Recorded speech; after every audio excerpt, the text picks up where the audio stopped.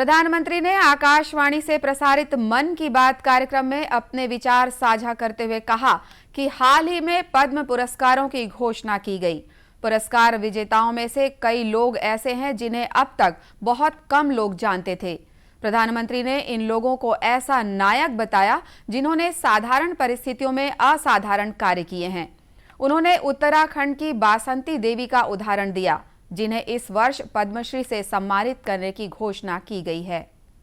पाने वाले में कई ऐसे नाम भी हैं जिनके बारे में बहुत कम लोग जानते हैं।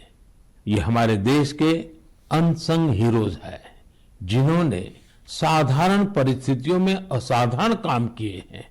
जैसे कि उत्तराखंड की बसंती देवी जी को पद्मश्री से सम्मानित किया गया है। बसंती देवी ने अपना पूरा जीवन संघर्षों के बीच जिया। कम उम्र में ही उनके पति का निधन हो गया था और वो एक आश्रम में रहने लगी। यहाँ रहकर उन्होंने नदी को बचाने के लिए संघर्ष किया और पर्यावरण के लिए असाधारण योगदान दिया। उन्होंने महिलाओं के सशक्तिकरण के लिए भी काफी काम किया है। प्रधानमंत्री ने मणिपुर की 77 वर्ष की लोरेम्बम बीनो देवी का भी उल्लेख किया, जो दशकों से मणिपुर की लिबा वस्त्रकला का संरक्षण कर रही हैं। श्री मोदी ने मध्य प्रदेश के अर्जुन सिंह का भी उदाहरण दिया, जिन्हें बैगा आदिवासी नृत्य कला के लिए पद्मश्री से सम्मानित किया जाएगा। कर्नाटक के किसान अमई महालिंग नायक को भी पद्मश्री से सम्मानित करने की घोषणा की गई है। कुछ लोग अमई को टनल मैन भी कहते हैं। प्रधानमंत्री ने प्रसन्नता व्यक्त की कि 1 करोड़ से अधिक बच्चों ने उन्हें मन की बात पोस्ट कार्ड के जरिए संदेश लिखे। ये पोस्ट कार्ड देश विदेश के विभिन्न भागों से भेजे गए हैं। उन्होंने कहा कि इन पोस्ट कार्ड से पता चलता है कि देश के भविष्य के लिए नई पीढ़ी का दृष्टिकोण कितना व्यापक है।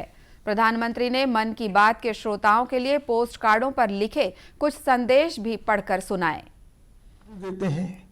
इसी श्रृंखला में कुछ ऐसा हुआ है जो मेरे लिए अविस्मरणीय है।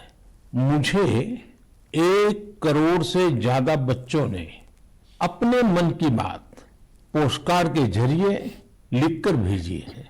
ये 1 करोड़ पोस्टकार्ड देश के अलग अलग हिस्सों से आए हैं, विदेश से भी आए हैं।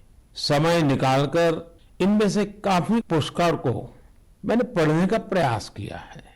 इन पोस्टकार्ड्स में इस बात के दर्शन होते हैं कि देश के भविष्य के लिए हमारी नई पीढ़ी की सोच कितनी व्यापक और कितनी बड़ी है। मैंने मन की बात के श्रोताओं के लिए कुछ पोस्टकार्ड छांटे हैं, जिन्हें मैं आपसे शेयर करना चाहता हूं। जैसे यह एक असम के गुवाहाटी से रिद्धिमा स्वर्गियारी का पोस्टकार्ड है। रिद्धिमा क्लास 7th की स्टूडेंट है और उन्होंने लिखा है कि वो आजादी के 100वें साल में एक ऐसा भारत देखना चाहती हैं जो दुनिया का सबसे स्वच्छ देश हो, आतंकवाद से पूरी तरह से मुक्त हो, 100% साक्षर देशों में शामिल हो, 0 एक्सीडेंट कंट्री हो और सस्टेनेबल तकनीक से फूड सिक्योरिटी में सक्षम हो। प्रधानमंत्री ने बापू की शिक्षाओं को भी याद किया। साथ ही राष्ट्रीय समर स्मारक का जिक्र करते हुए शहीदों को श्रद्धांजलि भी दी।